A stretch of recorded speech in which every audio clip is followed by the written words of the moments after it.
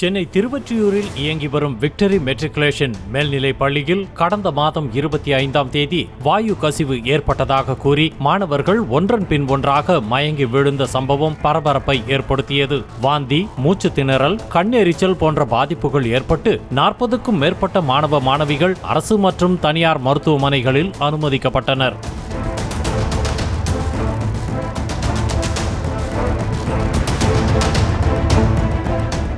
இதனால் பள்ளிக்கு ஒரு வாரம் விடுமுறை அறிவிக்கப்பட்டு மீண்டும் நவம்பர் 4ஆம் தேதி பள்ளி திறக்கப்பட்டது. ஆனால் அப்போதும் சில மாணவர்கள் மயங்கி விழுந்ததால் மறு அறிவிப்பு வரும் வரை பள்ளிக்கு விடுமுறை அறிவிக்கப்பட்டது.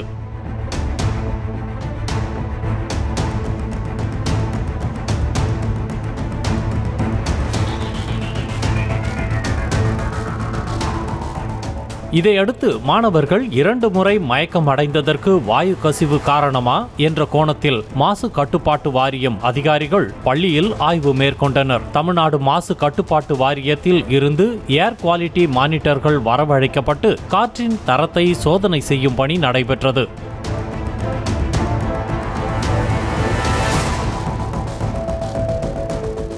கிட்டத்தட்ட ஒரு வாரமாக பள்ளியின் மூலை முடுக்கெல்லாம் நடத்தப்பட்ட சோதனை வெள்ளிக்கிழமை நிறைவடைந்த நிலையில் பள்ளியில் எந்த வாயு கசிவும் ஏற்படவில்லை என மாசு கட்டுப்பாட்டு வாரியம் வாய்மொழியாக தகவல் தெரிவித்துள்ளதாக தண்டையார்பேட்டை வருவாய் கோட்டாட்சியர் இப்ராஹிம் தெரிவித்தார். அவங்க என்ன சொல்றாங்கன்னா, ஒரு வாரமாக கண்காணித்ததில் எந்தவித விஷவாயுவும் தாக்கப்படவில்லை, எந்தவித விஷவாயும் இங்கு வரவில்லை என்பதை உறுதியாக சொல்கிறார்கள். மேலும் பள்ளியில் 35க்கும் மேற்பட்ட முயல்கள் வளர்ப்பதால் அவைகளின் கழிவுகளில் இருந்து கூட துர்நாற்றம் பரவி மாணவர்களுக்கு மயக்கம் ஏற்பட்டிருக்கலாம் என சந்தேகிப்பதாகவும் அவர் கூறினார். பள்ளி நிர்வாகத்தின் மூலமாக முயல் வளர்ப்பதாக தெரிய வருகிறது. அந்த முயலையும் நாங்கள் 35 முயல் இருக்கிறதாகவும் அந்த முயலுடைய யூரின் ஸ்மெல் இந்த மாதிரி ஒரு பாதிப்பு ஏற்பட வாய்ப்பு உள்ளதாக தெரிவித்துள்ளதால் அந்த முயல்களை முதலில் அகற்றப்பட வேண்டும் என்று பள்ளி நிர்வாகத்திற்கு நான் உத்தரவிட்டுள்ளேன்.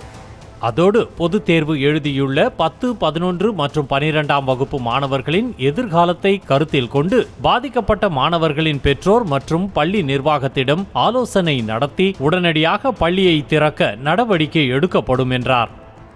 இதுல 5 பேரண்ட்ஸ் வந்திருந்தாங்க. அவங்களுடைய கோரிக்கை என்னன்னாக்கா 10, 11, 12 இந்த 3 வகுப்புகளுக்காவது தற்போது இயங்க வேண்டும், பள்ளி திறக்கப்பட வேண்டும் என்று கோரிக்கை வைத்துள்ளனர். நாளை மீண்டும் பாதிக்கப்பட்ட மாணவர்களின் பெற்றோர்களை சந்தித்து அந்த மாணவர்களையும் சிலரை அழைத்து வர சொல்லியிருக்கிறோம். மீட்டிங், அதாவது கூட்டம், ஆய்வுக் கூட்டம் நடைபெற உள்ளது. அந்த கூட்டத்தின் அடிப்படையில் முடிவு செய்யப்படும் என்பதை தெரிவித்துக் கொள்கிறேன். செய்திகளை உடனுக்குடனும் துல்லியமாகவும் தெரிந்து கொள்ள சப்ஸ்கிரைப் பண்ணுங்க.